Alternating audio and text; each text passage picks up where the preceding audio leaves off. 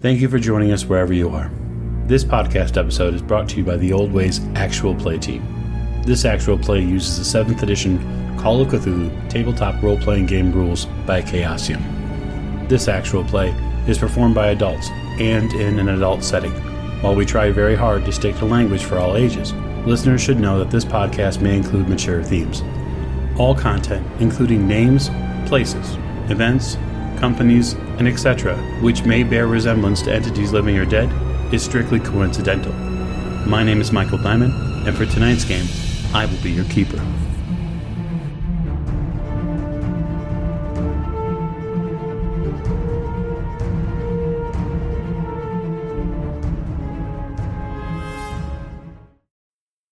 Previously on the Old Ways podcast. Hello, Officer Johnson. Do you know when Lieutenant will be back? He should be back.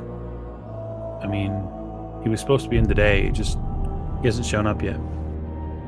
Thank you, Officer. I will try back later on this morning or early this afternoon. Jack, what can I do for you? Just so you know, we might have need of you. We may have gotten ourselves in a little bit of trouble. Oh, Jesus. What did you do?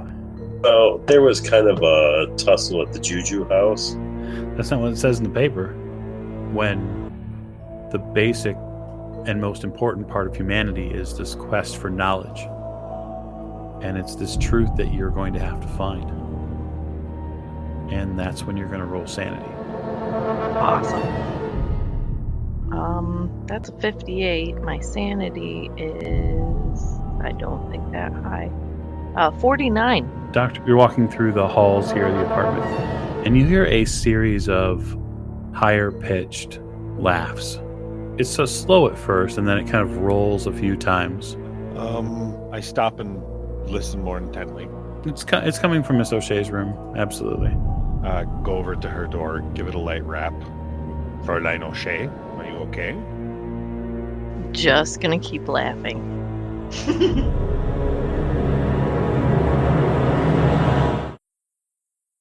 Welcome back, everyone, to another episode of the Old Ways podcast. I am your Keeper Michael, and I want to welcome you back into another session of the Old Ways podcast does Masks of Nyarlathotep.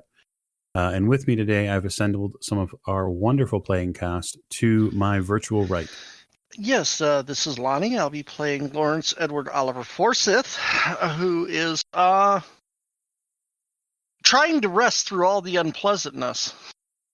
Yeah, it's been a little bit of a trying evening. We had a trying evening last session. There were some serious challenges for everyone to get over. I'm a bit worried because everywhere Miss Lane goes, she seems to set something on fire.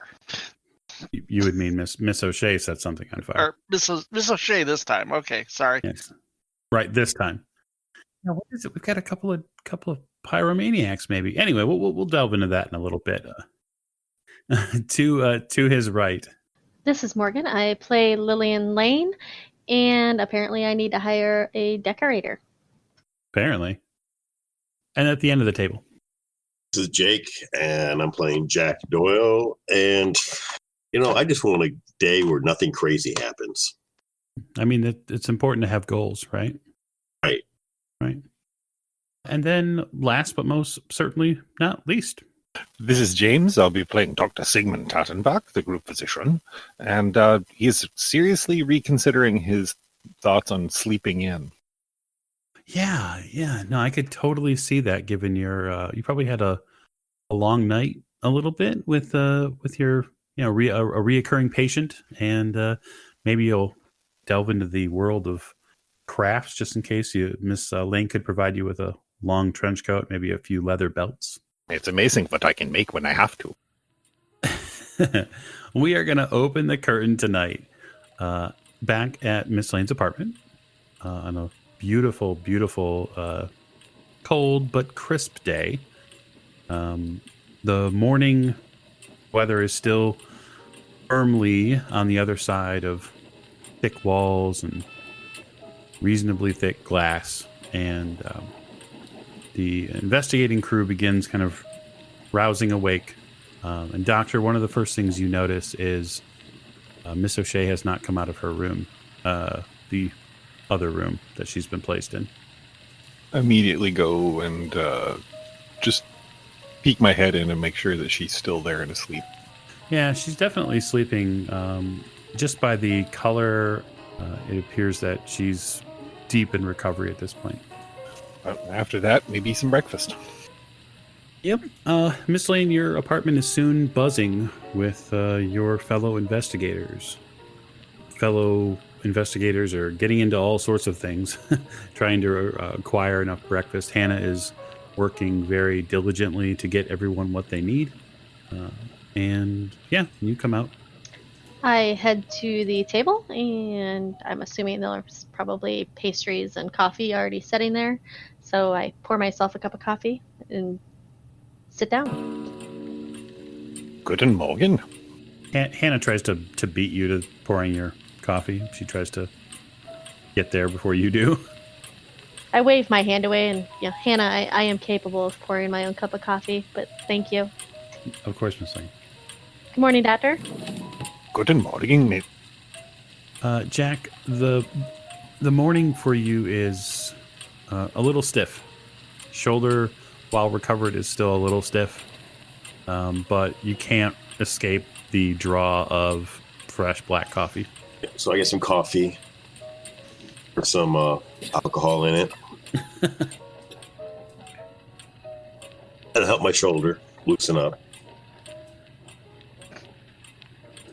Help the rest of you loosen up as well. Oh, you know. So, we want to go to Arkham today? Well, we don't have much else to do. We've already set Miss Lane's apartment on fire, so that's off my list. By the way, I am quite sorry, Miss Lane, about your apartment. That's fine. Nothing a little, paint and new carpet and new bedding and just new. We'll, fix right on up. Perhaps this is an opportunity for you to shop. Like she needs an excuse. Sorry. Oh, fine, come on. that was pretty good. But wait, the last time Miss Lane went shopping, it was at the Juju house, and that ended with a whole bunch of people in not such a great situation. Yes, next time I go shopping, I go by myself. As if Miss Lane would go shopping for paint and carpet anyways. This is true. This is what we have servants for. This is true. So Arkham, what are we going to be doing in Arkham? We've had numerous clues kind of point in that direction, haven't we? Yeah, there's a couple people we need to talk to out there. Doctor, you would have remembered that Miss O'Shea she's probably going to be interested in checking on her mother, who you are aware is currently at the Arkham Hospital. And of course, Miss O'Shea's mother will need some consideration. If she is not going to be going with us, then we must stop, at least to make sure that she is all right, so that when Miss O'Shea is all right, we can assure her. I will do this if nothing else. Doctor, you figure you could probably take her with. The hope would be is that she might recover either during the day, during the ride there. And that's the other thing, too, is the group will have to decide how they're going to go to Arkham. It's about a 6-hour or so drive, which really isn't very realistic for the era, although it could be done with Miss Lane's various sundry financial assistance. A train to Arkham will get there. You can get there through Boston. But that's, again, probably a 4-hour or so train ride. And then you'll have to take some, what we would call country roads to get down to Arkham. Or to get, not country roads. You take the train and you'll be fine. If you drive, you have to take a few country roads to get there. My vote is for the train. A train ride sounds very relaxing right now. Sounds good. Mr. Doyle? A train ride? I do want to call the police station and see if Poole has shown up yet. Yeah, that's definitely a good idea. Yeah, that's absolutely just something the characters would have to make a decision on, and then we would go from there. Mr. Doyle, do you want to call the police station today? Yeah. You phoned the police station. The desk sergeant picks up, and you ask for Lieutenant Poole. It's probably about a little half after 8:30 or so. Or you hear it get transferred back. Poole. Oh, and Poole, I just wanted to make sure you were in. Who is this? Just a concerned citizen. Thank you. You hang up. Confirmation enough, right? That's all I needed. Okay. So is he alive? Yeah, he's fine, I guess. Answered his phone at least. Well, that's good. It's some hard for the dead to do, I assume. All right, so a train ride. Yes. So I suppose what I'd like to get from each one of you, and we'll start with just the route around the table really quick. We'll start with Mr. Forsyth and get an idea of what you'll be bringing with on your travels to Arkham, and then what, if any, preparations you're making beforehand. Because remember, those of you who went and got clothes, they're supposed to be delivered today. Oh, shit. Well, we would probably take an afternoon train. Because I assume... Well, do you need those clothes today? Today, no. Like, we could have Hannah, meet the delivery people. I'm sure we still have to try them on in case there's any alterations that need to be made. I mean, those clothes were basically for the party at Miss Carlisle's.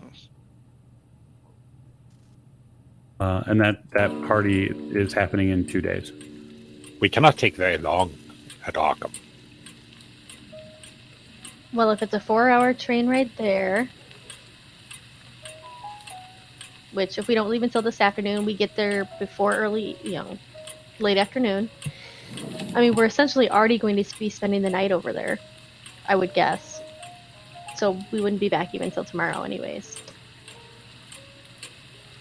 That's fair. Yeah, we can do that. As long as we get back in time for the party, that is all that I'm concerned about. Otherwise, I'd say it is going to be a fun trip. Of course it is. Yeah, totally fun. Who doesn't like a good train ride, right? Chin up, Jack. It cannot rain all the time. Nothing terrible is going to happen in Arkham. I mean, it could. It's the winter, so I doubt it will be. Not very much is going to rain anytime soon. We'll proceed with the idea that each one of you will give me a somewhat reasonable explanation of what you're bringing, just to kind of clear the deck, as it were. So, Mr. Forsyth, what's the plan? Revolver, brass knuckles as always, because, a gentleman may need them. These people may be anywhere. And I'll also be carrying my field glasses in my vest pocket. Field glasses. Okay, interesting. Any other books or writing material or anything you might be bringing along with as well? I'm not really one for that sort of thing. Okay, fair enough. No problem. I leave that to the more administrative members of the group.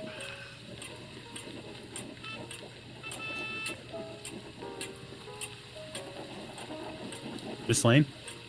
Well, I'll be wearing regular, civilian type clothes. Wear, knickers and shirts, boots, something to travel comfortably in. Just for Lonnie, I'm totally bringing my 20 gauge shotgun. Okay. I don't know where I'm going to put it, but You should probably consider that. In the overhead The rack. doctor says nothing about her bringing the gun this time. No, that's probably a fair point. He probably considers it for a moment and then just doesn't. I do have handcuffs too, but I don't think we'll need those. Brings them along. Okay. Handcuffs. I have a writing tablet, utensils, and I'm bringing flares. The rich really are different from us. I suppose, yes. Okay, good to know. Good to know. Jack, what's the setup look like for you? I'm bringing a change of clothes for staying overnight.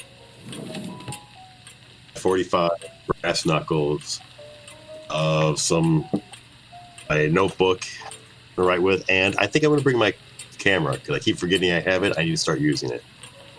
Oh, interesting. You're going to bring your camera. Okay. Yeah, you don't have a rifle to bring because that's been pilfered from you. Don't remind me. I'm all salty about it. Well, I mean, Remind me again what the date is. it's the 22nd. So the 22nd of January is a Thursday. So I suppose that leaves the doctor. What are your choices, sir? Well, I refill the doctor's bag, or, refill the bag with the usual medical accoutrement, sedatives, painkillers, usual. First aid kit, astringents and such. Blank book, writing utensil. I need to get a new cane. If they haven't delivered my new cane, I send possibly one of Miss Lane's servants out to get one, because I don't want to be having everyone rely. I don't want to have it to use everyone else as a crutch. Sure. Change of clothes. I see that. And the nautical chronometer. I'll go ahead and put that in my bag as well. Oh, the marine chronometer? Marine. Okay. Yeah, it's just nautical, marine, roughly the same thing. Okay.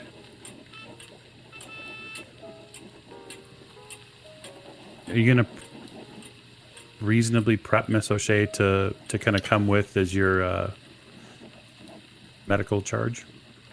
Yep, as my medical charge, I will prep her with a couple of changes of clothing, her basics, her books that she never leaves behind. I know her pretty well by this point, so I do put together a pretty good travel outfit for her, travel kit for her. Yeah, I would say that you definitely know her fairly well at this point. So you'd be able to get a rough idea of, well, I have a good idea about what she normally brings with, because you see her bring stuff with all the time. So yeah, you easily get her things together while she's kind of sort of coming around. Tell that the medicine you gave her definitely is having a sustained effect on her. She looks, quite frankly, she looks a little passed out, but you figure that it's for the best. Languid. Oh yeah. Fantastic. Yeah, you've definitely Renfield'd her. Well, good. That will keep her, I don't want to use the term pliable, but it will keep her socially pliable. She'll be easier to, this way, dear. Right, yeah. That's kind of the way that we'll proceed in travel, is we'll assume that you're assisting Miss O'Shea into and out of any vehicles, probably with the assistance of either Jack or Mr. Forsyth, just because of their physical ability. Yeah, exactly. You proceed to a train station a little while later after making your arrangements. Doctor, you are able to get the cane secured. It actually comes before the rest of the clothes do. Hannah mentions that she had called down for it specifically because she heard that you were all leaving, so they sent it up quickly. So while Dankeschön, Fräulein.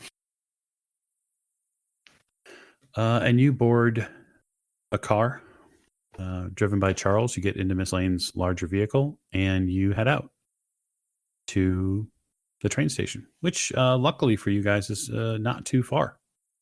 So you are able to run down to and get out to the Grand Central Station, and then board a train for or Boston, and then ultimately Arkham. You'll need to change trains a couple of times, but you at least get down to the station.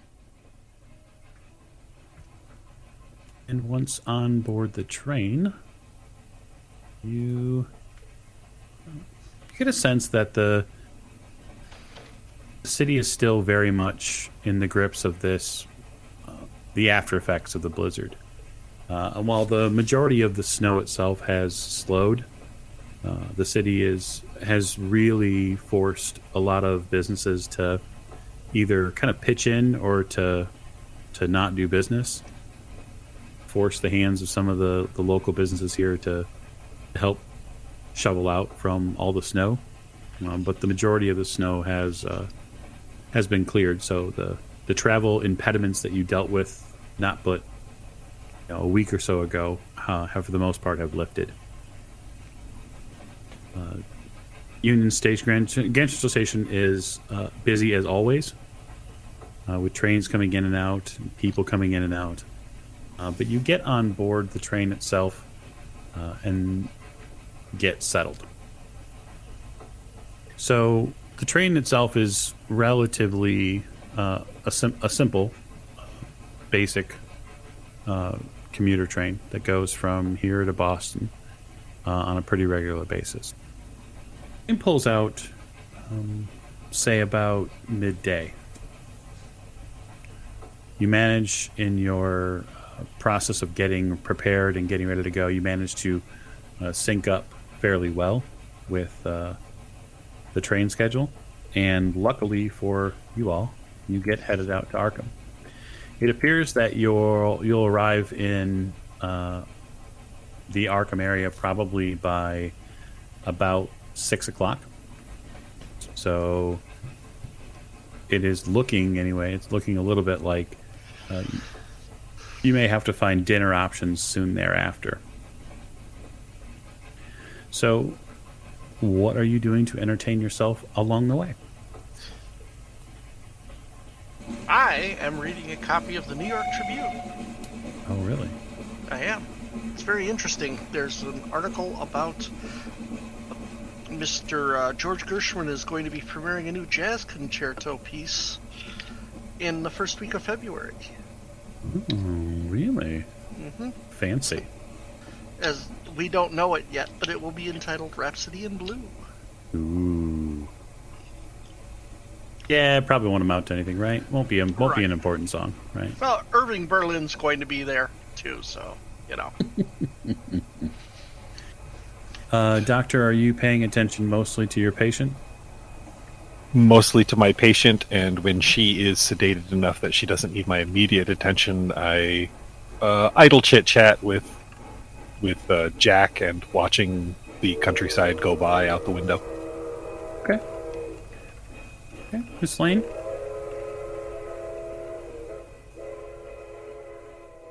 I am studying the notepad that I brought with. It holds previous, notes from my travels and whatnot. Okay.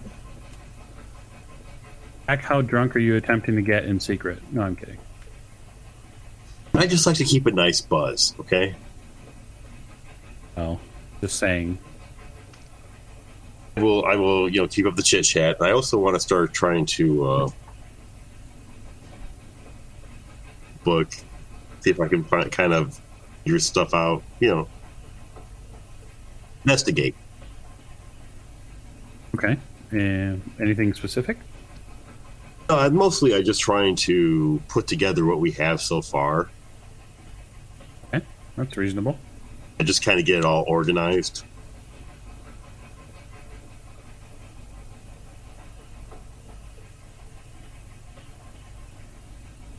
Specific you're trying to collate, or anything you're trying to details you're trying to go after?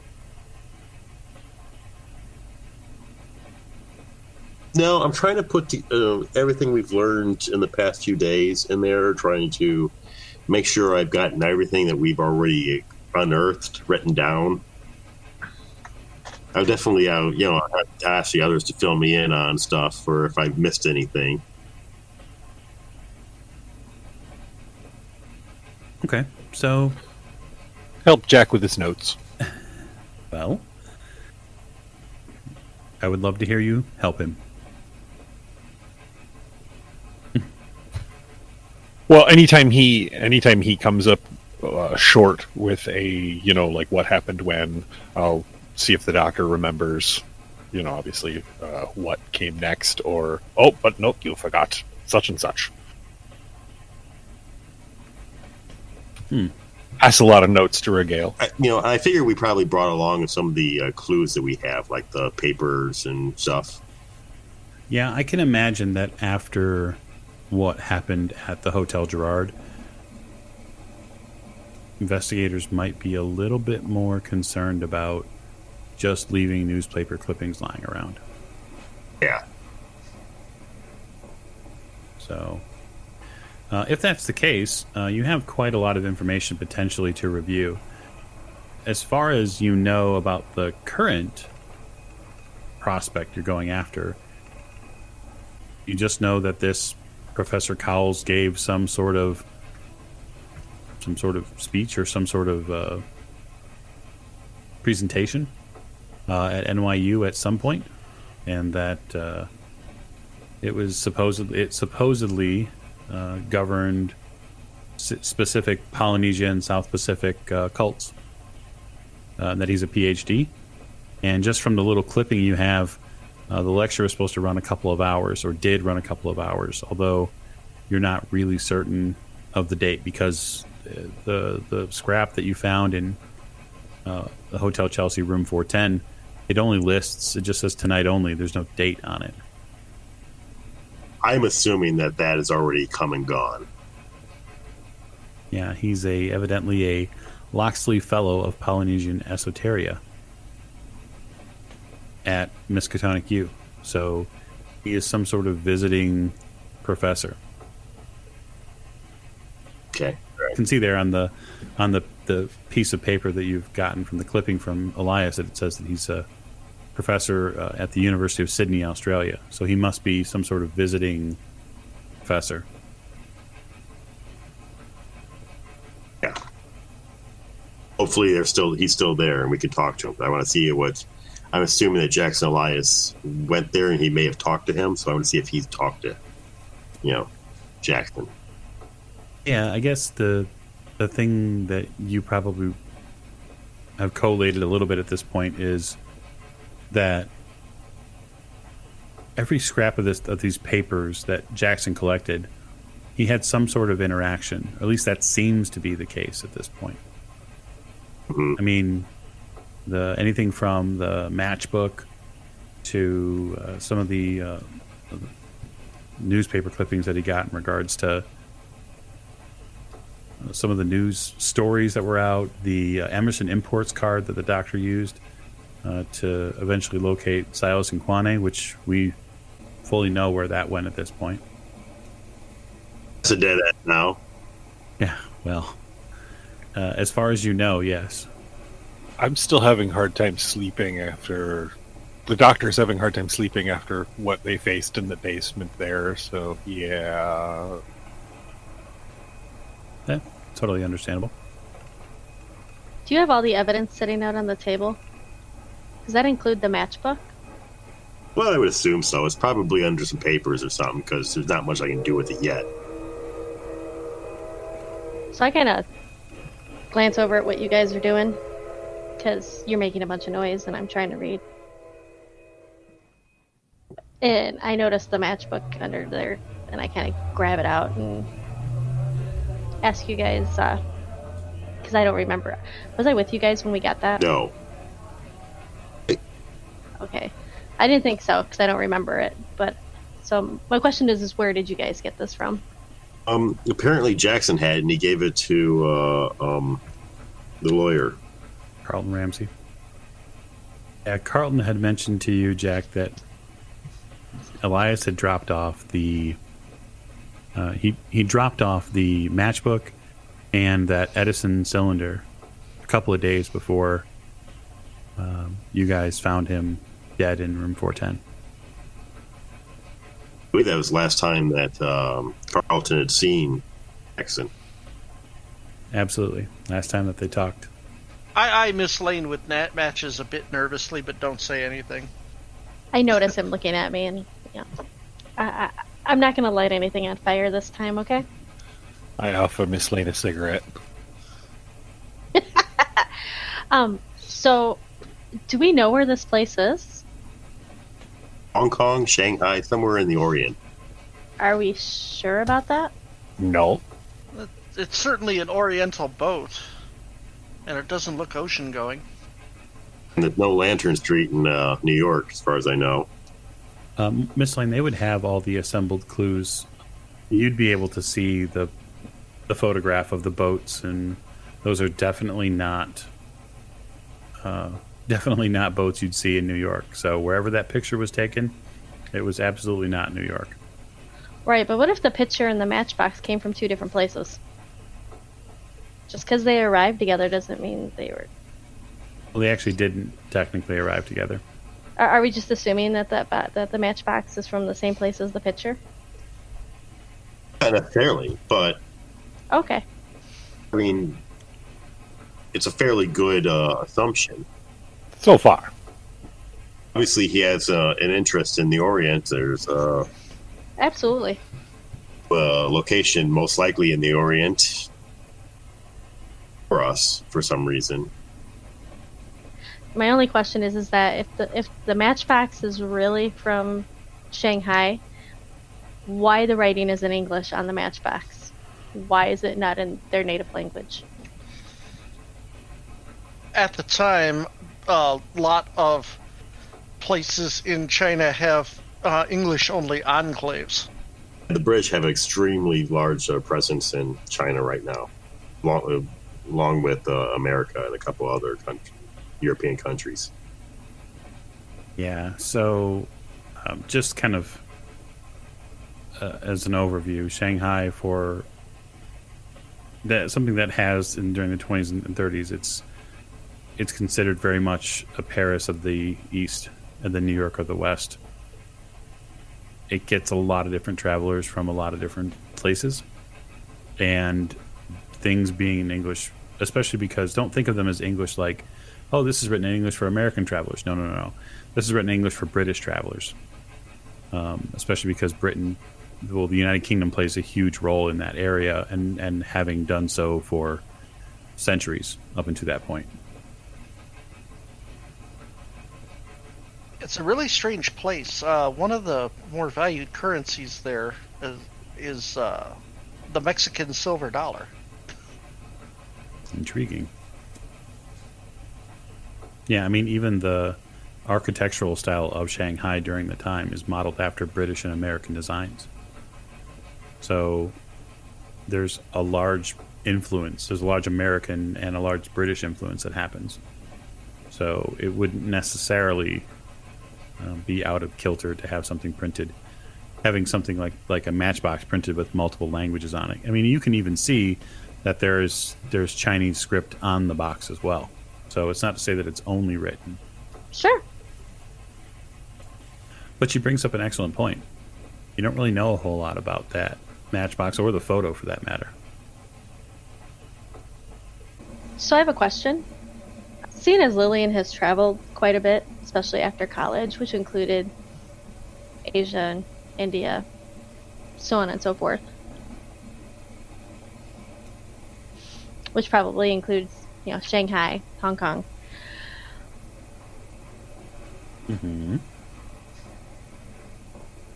You know that new talent I got, photographic memory? Mm-hmm. Could I utilize that to see if I'd seen that in Shanghai or anywhere else? All right, I want to know if I've seen that. Obviously, the cat is the big part of it. I mean, that's their symbol for their place. So I'd like to do a no roll to see if I have seen that anywhere in my travels, whether it be, obviously Shanghai or... Sure. And make the roll. No way. You're considered to have advantage on this, Miss Lane, so you can roll twice and take the better of the two rolls. Boom. Success. just not Okay. take that one. Well, there you go. No, but that's good, because that means that you made it either way. Okay, so you're looking at the matchbook itself? Yep. Okay, so a couple of things about the matchbook then. One thing that pings off of your kind of brain a little bit from your memory is not the stumbling tiger, not the tiger itself, not the text in the foreign languages and stuff like that. But what really trips your mind is Lantern Street, because you've been on Lantern Street in Shanghai. Maybe not directly in front of this club, but you remember coming across that street. So you know it's a real street there in Shanghai without even, making any sort of inquiries. Okay. I relay that information. They have that same. They have the photograph as well, so you could look over that too. Oh, the one with the ships. The one with the boats. Interesting. Okay. Do you want me to do a no roll for that too? I do.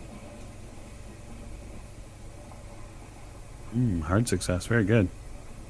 Let's go with the hard success. So the one thing that kind of tickles your brain a little bit about this photo is you have seen that river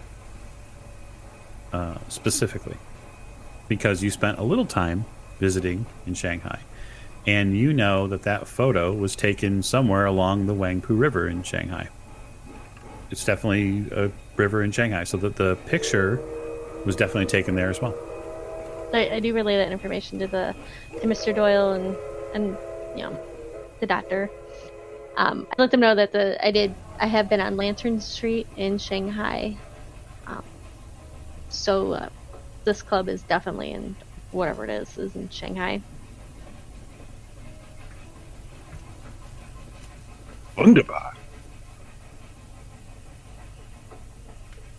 Actually, interestingly enough, you would also know that river specifically cuts directly through downtown Shanghai. And it's very common for trading ships like those really, really, shallow river boats to travel up and down the river, which is, in the photo, pretty much extensively what you're seeing. So, yeah, you know quite a bit about that.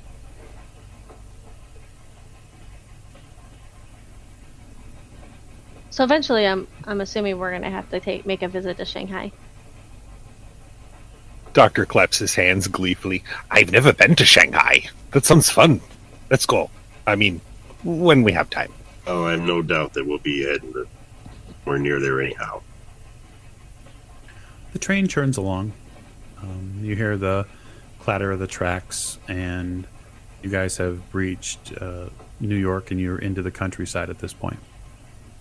The hours stretch a little bit as you fumble over pieces of paper, read back over clues, and kind of get back into some of the more physical investigative properties of this. And Doctor, you stumble back along the medical records that you'd taken from the board, and you kind of just give them a passing glance, and you remember how deeply disturbing Huston's notes are on what Roger Carlyle was going through. The dreams and his tumbling psychoses. Right, and you reference them in a little bit anyway into what your current patient is going through, and you can see like the differences between the internal struggles versus somebody who have evidently had their struggles in a very external way. And you find it interesting that Roger Carlyle, a very extroverted, very well-spoken man who kind of let it all hang out socially, had very deep internal struggles. And Miss O'Shea is kind of the mirror to that. I absent-mindedly, fuss over her a little bit as I'm kind of mulling this over and her connection to these dreams. I don't like this. I don't like the way she's in, the state that she's in, Mr. Doyle. I have a hard time with this. One book should do this. I don't understand how. I don't think it's just the book. Under a tremendous amount of stress. And then for a while, we all have. This is true, Jack. This is true. That facing that thing in the basement, reading the book, would be more than anyone could bear. But she, I will recover. I think she will. You just need to give her time, and maybe it'll help her along. Agreed. She stirs a little bit there on the chair and tries to reposition her body a little bit to get more comfortable. I'm going to go for coffee. Would you like something, Doyle? Yes, coffee, please. Miss Lane? Mr. Forsyth? Nothing for me, but thank you, Doctor. Yes, actually, that sounds quite nice. Mr. Forsyth, your pocket feels a little funny. I know what that is. Does it feel warm or does it feel cold? It's definitely warmed up. I will take it out and examine it. Okay. Miss Lane, you see Mr. Forsyth take out a very strange stone. It seems to be some form of lapis. At least the color is for sure. And you see that as it's in his hand, you can see it's got definitely a sort of marbling to it. It's mostly blue, but then it's got some streaks of grays and whites in it. It's a fascinating stone. Where did you get that from, Mr. Forsyth? A rather interesting fellow gave me one. Really, all of us have one, except for yourself. Way to point that out, Lenny. I have a magic rock and you don't. So, what does it do? I mean, Barbie, is it just a rock? I was told it was a ward, shall we say. Protection. Is it still warm in my hand? Yeah, actually, it's not only warm, but it's getting even warmer. I drop it in her hand. You drop it in her hand. Miss Laney, he drops something in your hand that's probably at least body temperature, if not a little hotter. And the stone has a definitive vibration to it. Like you can feel it almost humming in your hand. Gentlemen, you may want to check yours as well. So, and perhaps prepare for trouble. Well, then I go back to my doctor bag. so what does it mean if it's warm? I mean, is warm bad? I'm assuming. I don't know, but whenever it changes like this, I rummage through my bag until I can find mine. Till the doctor can find. I take heed when it changes. Miss Lane. So were you guys carrying these at the Juju house, by the way? I was. I don't know if the others were. I always carry mine. It was in my bag. It's just a nice little predictor, apparently, if something's going to happen. So, Miss Lane, the stone begins to vibrate a little heavier, like to the point where it's like having it's like, I would equate it with like having a PlayStation 2 controller in your hand, like when the Rumbler pack's on. so I'm assuming doing this is bad. I don't know. And I take the stone back from Miss Lane. Do you take the stone back from her, Mr. Forsyth, and you see the stone begin to change color? The color, the strong blue that it is, it almost bleeds away from the those rivulets of white and gray that are kind of through the lapis, and it becomes an intense red with a bit of magenta. I will, with my non-shooting hand, go into my pocket and put on the brass knuckles and hold my hand in my pocket for now. Okay. Doctor, you pull yours out of your bag. Your stone feels the same as it did the last time you picked it up. It has not changed at all. It is not altered in any way. Well, I drop mine into my pocket, and then, well, mine seems no different. I will keep my eyes open, and I have 3 coffees to go get. I will be right back. I think I want to start looking around the compartment. Or maybe poke my head out and down the center, the center of the aisle, and see if I see anything. So that'll be a spot hidden, probably?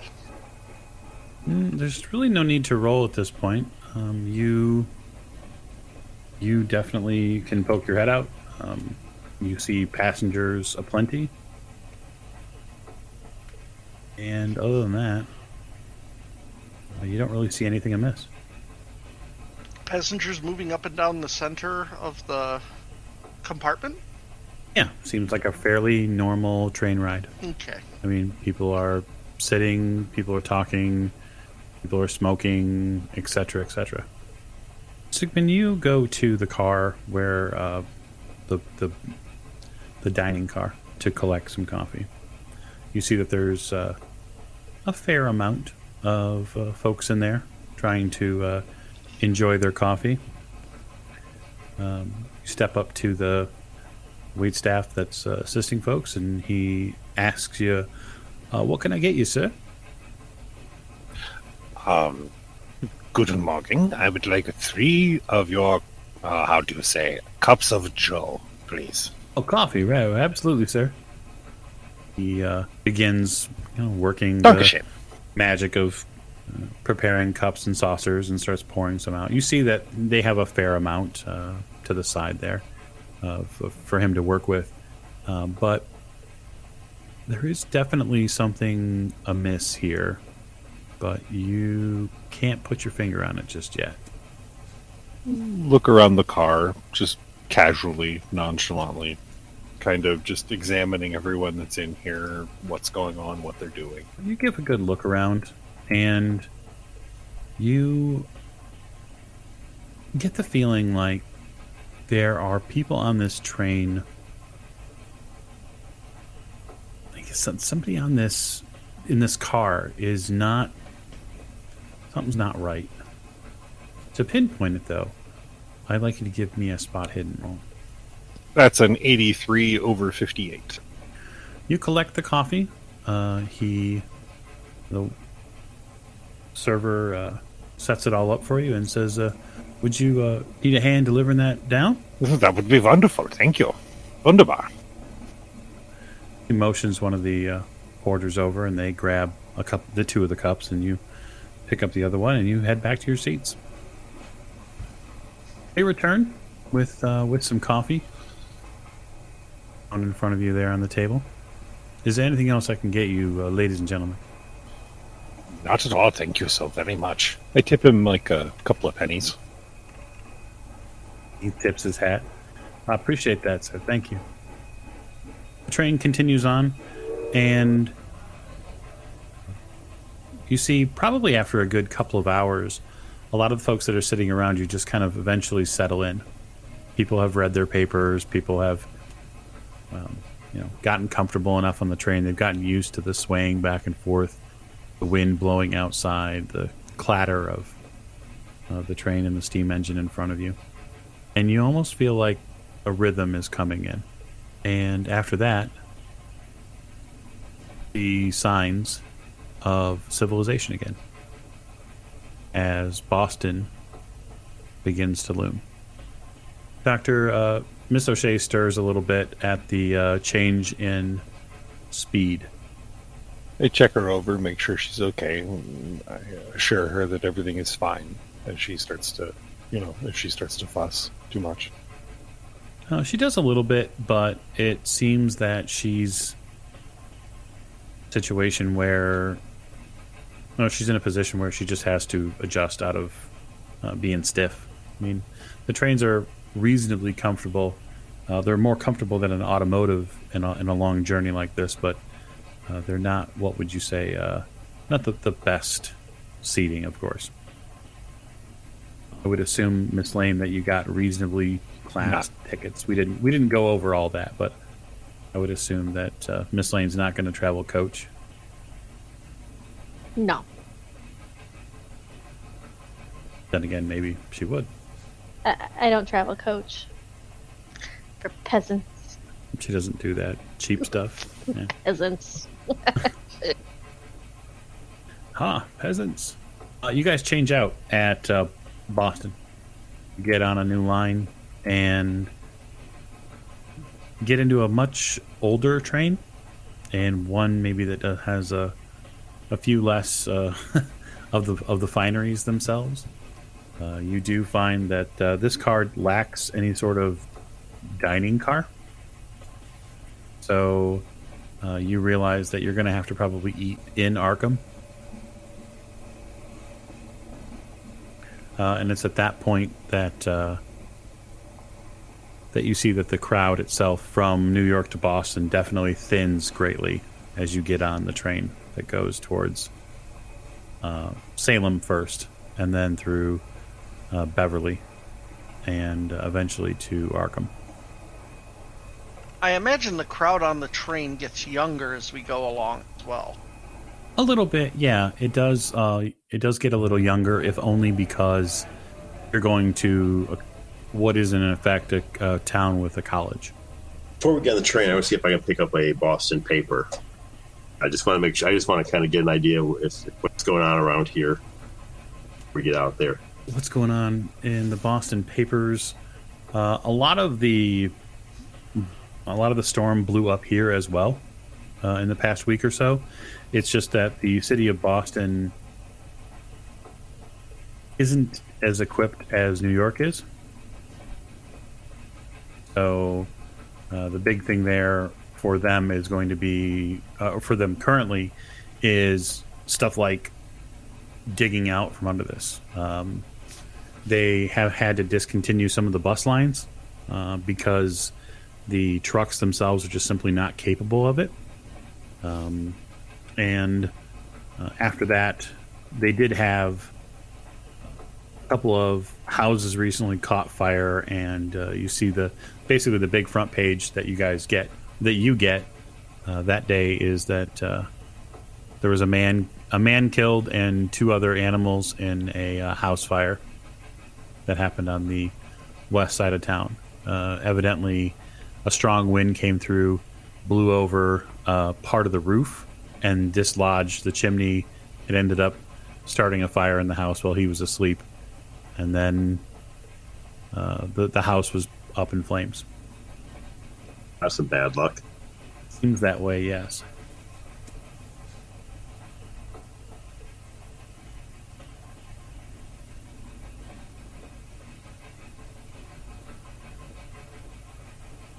The current ebb of the news from Boston.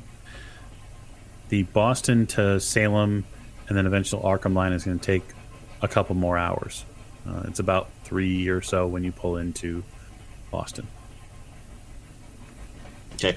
Anybody else doing anything other than Jack getting the paper? I'm just keeping an eye out. Occasionally, is my stone still warm? It is cooled just a little bit, but the color has retained. That magenta, that hot magenta color is still present. You feel more comfortable holding it. Yes.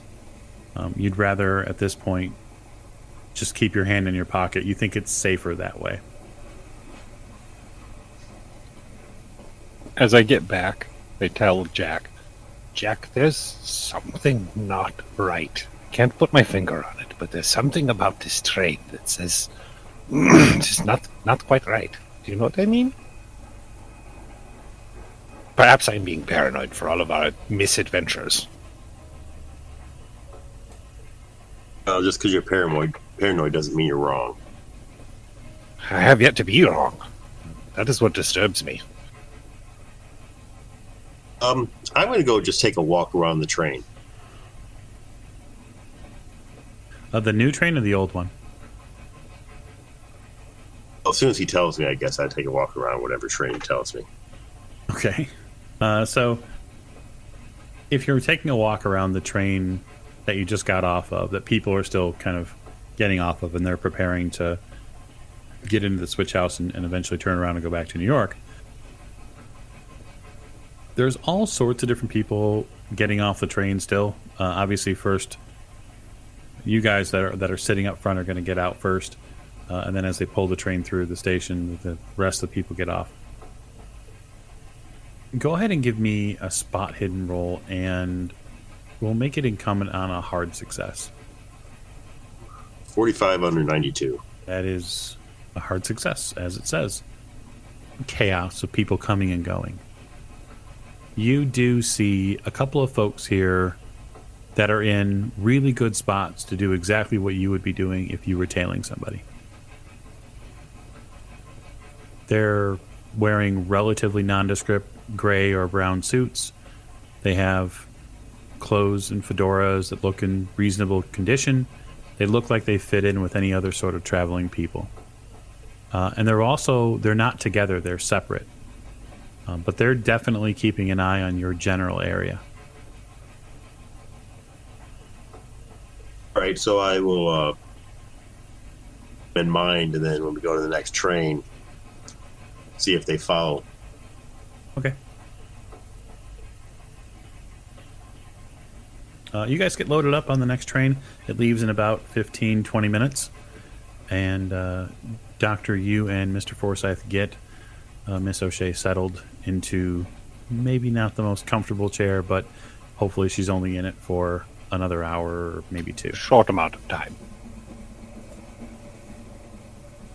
One would hope. One would hope. I confess to being a bit worried about her extended convalescence, shall we say. She had quite a shock to her system. I think she will be okay, though. She is a fighter. We have never known her to just give up.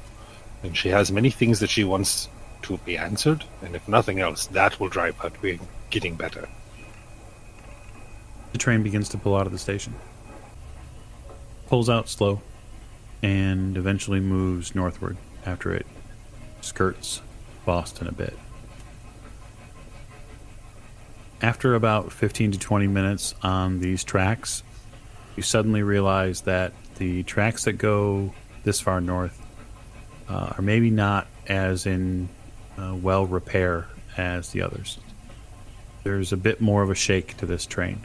Either that or someone's loosened some of the parts of this train to rattle a bit, because when it takes certain types of turns or it goes up or down, there's a definite shimmy that was not there before.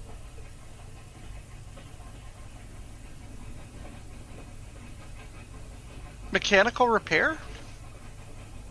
Sure, if you want to roll it. I mean, you're not a train engineer, but if you would like to try to determine what's wrong. We did have trains running in the cut. Yeah, absolutely.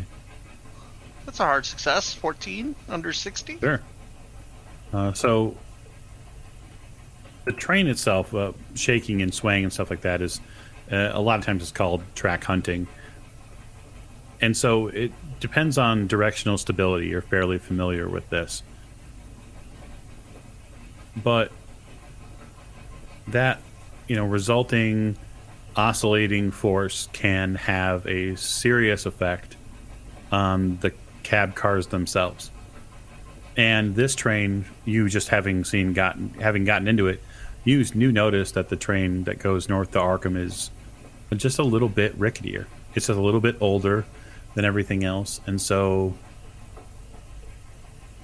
putting everything aside that of exterior forces, it's much more likely in your well-grounded and orderly brain that this is simply a case of this train is showing its age.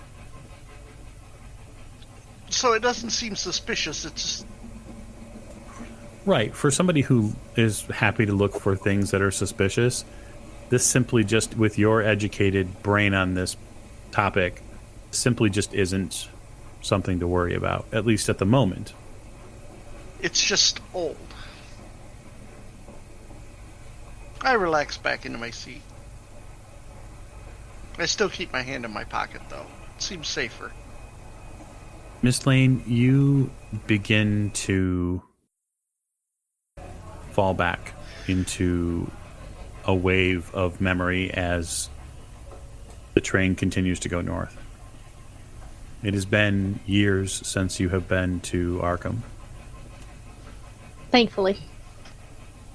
But you are now on a nightbound train heading back to a flood of memories, from the university to the underground portions to ghouls in the night, things that you'd rather never speak of.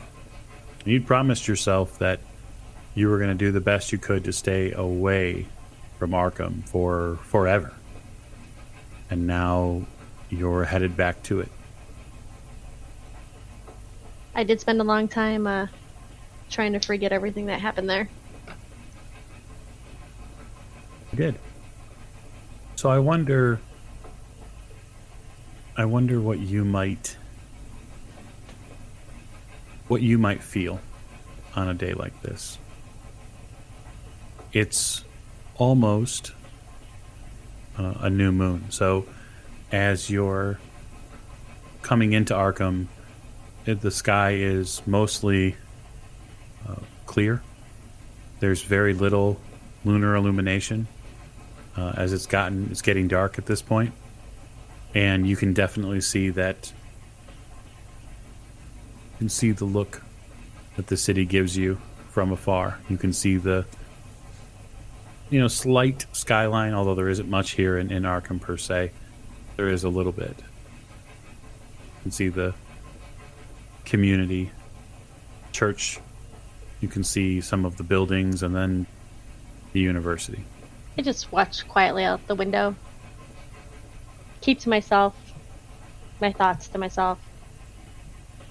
Full far away look in my eye. Are you all right, Miss Lane? Yes, Doctor. I'm fine. Of course, Fraulein. If you ever need to speak to someone, you let me know. I am a doctor not only of the body, but of the mind. I appreciate that offer. In a way, it's a shame that Miss O'Shea is in such disrepair. I know that she mentioned that her mother was here. Oh, we'll be here a day or two. Maybe she'll recover enough to go see her. Where's her mother at? Where does she live in town? Her mother is institutionalized here in Arkham. Oh. Okay. Well, on the upside, it could not be worse than Dunning. Then what? Dunning was a hospital that we encountered not long ago in the Chicago area.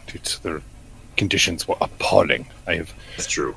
made something of my work to close the place down, or at least see reforms.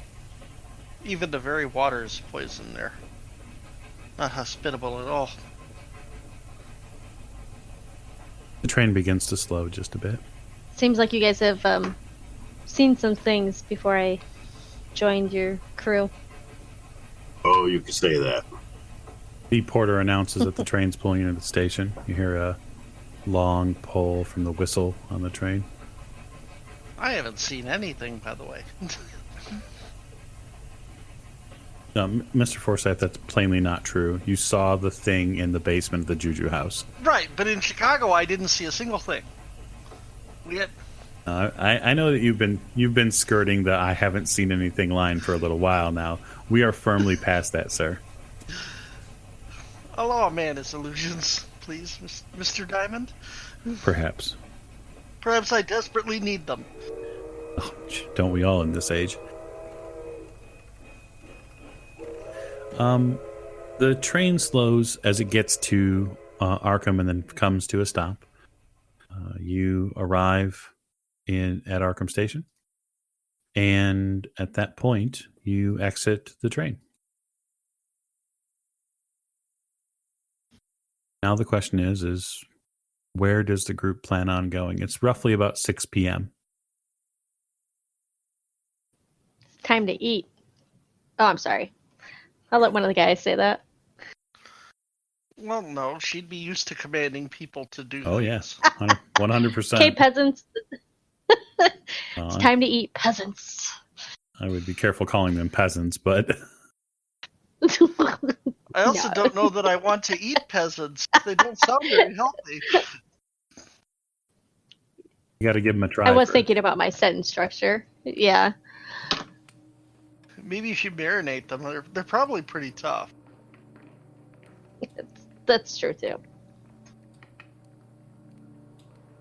Yeah, you pull in, you see, for the most part, Arkham hasn't changed a whole lot since you were here, Miss Lane. It's basically the city is divided into two. There's half of the city which is on one side of the river, and then there is another half which is on the other side of the river. Oh. For the most part, you guys will be hanging out on, at least as far as you know, you'll be hanging out on one side of the river, because you don't necessarily need to go to the other.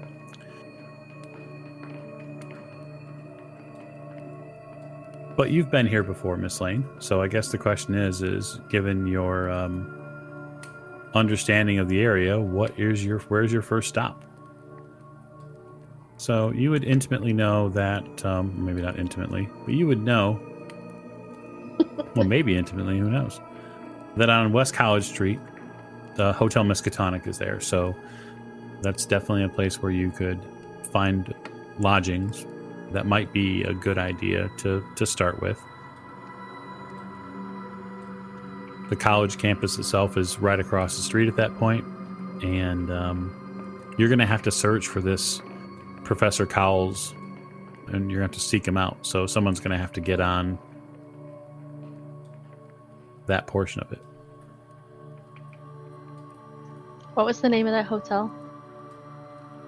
Hotel Miskatonic. I will also, taking a cue from Jack in Boston, I will procure a local newspaper. Yeah, so you're going to go find the old fish wrapper? Yep. Fishman wrapper. Well, no, that's later. I really hope they call it that. So the paper that's in Arkham. The fish wrapper. The Daily Tentacle. You gather the daily, yes, the Daily Tentacle. I think it's the That'd be Arkham awesome. Gazette. Yes, the Arkham Gazette, if memory serves correctly. Okay. Did any of those guys who may have been following somebody, did they get off the train here in Arkham with us? You can give me a spot hidden roll if you'd like to try to ferret out whether or not they went with. We'll do so.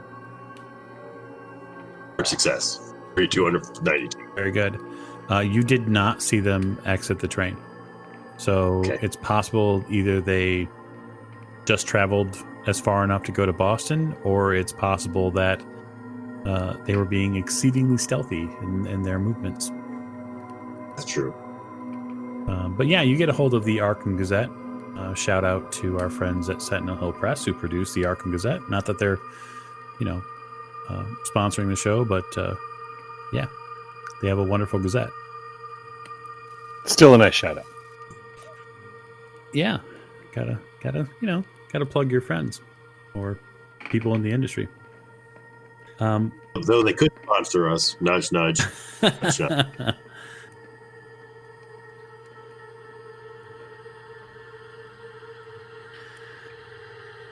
The Gazette is rather thin for the most part. Arkham's not a very big town, but the paper does put out a fair amount of news. Most of it's college kind of centric, given that Miskatonic is kind of the biggest thing happening in town. But there's also stuff in there about activities in French Hill or the new Merchant District. You read about plans for spring plays and stuff like that. They're going to be putting on some plays in the spring near Independence Square. What I'd like to know is, what's the aim, and who's leading? We need to get some lodgings, and we also need to see if we can find this professor. Well, I don't think it'll do us much good to try and contact him this late at night. What time is it? It's just after 6, Jack. Do they have night classes here? Who are you asking? I mean, Lillian would know, right? Probably.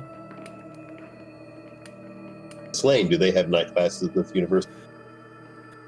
Did they have night classes at this university? Guess I don't remember. Or for certain studies, there are folks who work late. For certain that the medical college tends to work a little later, and there are some professors who might have night seminars, but it would be class by class specific, not whole department wide. And what's the professor's name again we're looking for? So you are looking for a Professor Cowles. That's the clue there, Professor Anthony Cowles. Right. What building is the anthropology department in? Slane. Jack, would you maybe one of us goes over and gets us lodgings for everyone while the rest of us are doing this? Yeah, I think we should do that. I will do that. I will go get us lodgings. Okay. I bring Miss O'Shea with me. You head over, Doctor. Yeah, she's ambulatory, but she's just not local at the moment. So she's able to move, for the most part, under her own power. You head to the Hotel Miskatonic and step inside. The hotel itself is probably a little bit positioned a bit in a horseshoe fashion. There's a main section of the building where the in-room dining is, or the dining room inside, and then there are two north and south portions of the hotel where guests stay. There's a wide mahogany front desk, and you see that at one point there was a lounge and or bar area here, but it has been kind of retrofitted given the current political structure. There's a sign on top of the desk that says, please ring bell for service. Ting! You see a young gentleman in a kind of a white dress shirt, a vest, tie, come to the desk. He has a brown hair slicked back with probably enough grease to start the engine of a car. Guten Tag, young man. Yes, good afternoon, sir. How can I help you? I am looking to procure 3 rooms, please. All right. Rates start at $5 a day. That will not be a problem. All right. Then where would you like to stay in the hotel? He kind of gives you a bit of a... There's a form he kind of turns towards you, and you see the rate adjustment. You see lower floors are about 5. Middle, there's 5 stories, right? So anything on the 3rd and 4th floor are $10. The suites are larger. They come with more amenities. There's a top floor suite that is about $50 a night. 4th floor. 3 rooms on the 4th floor. Okay.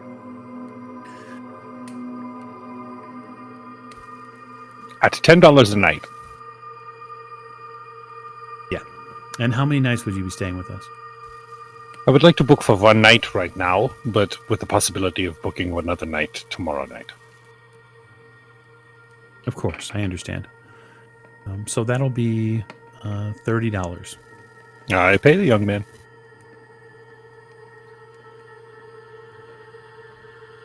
It seems like an amazing amount of money. But I'm you pay paying him out of the money from the will, by the way. Out of the travel expenses money, not out of my pocket. Miss Lane reimburse you.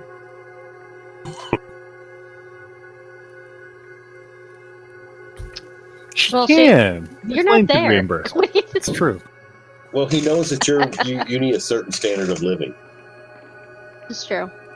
Don't worry, I'll reimburse you. Wunderbar. So now that Sigmund's dealing with the hotel, what are the rest of you 3 doing then? We headed to the anthropology building at Miskatonic. Okay. You head over to the anthropology building. I am following with Miss Lane. Can we just pick a hall like John Edwards Hall? It's going to be in a hall, but we just... No. No, I don't see an anthropology building though. It's okay. It's okay. I'm sure Mike knows where it's at. I do, actually. So you step back onto the quad, Miss Lane. And you can feel, even with the slush and the snow that's present here, you can still see the Copley Memorial Bell Tower. You can see just across the quad, Statue Lawn.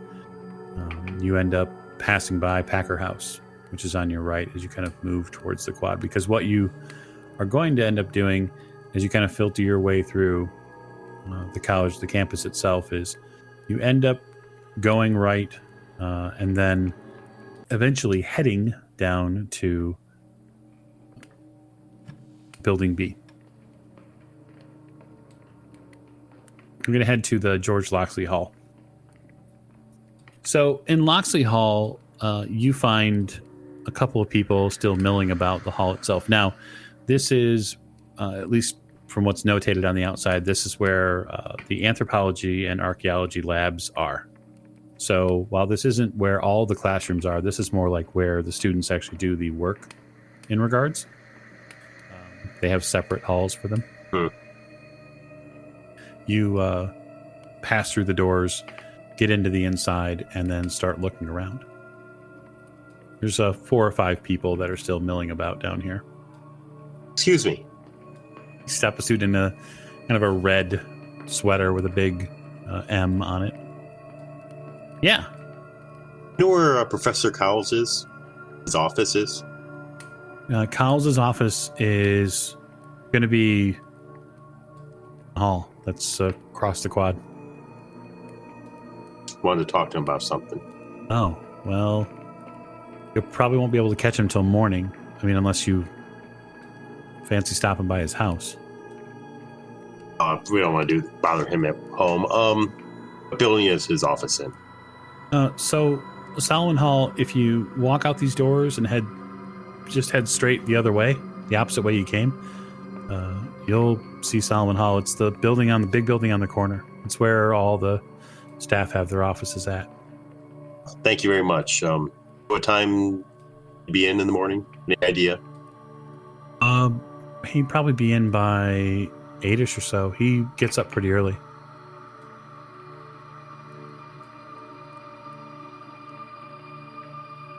Okay. Thank you. Not a problem.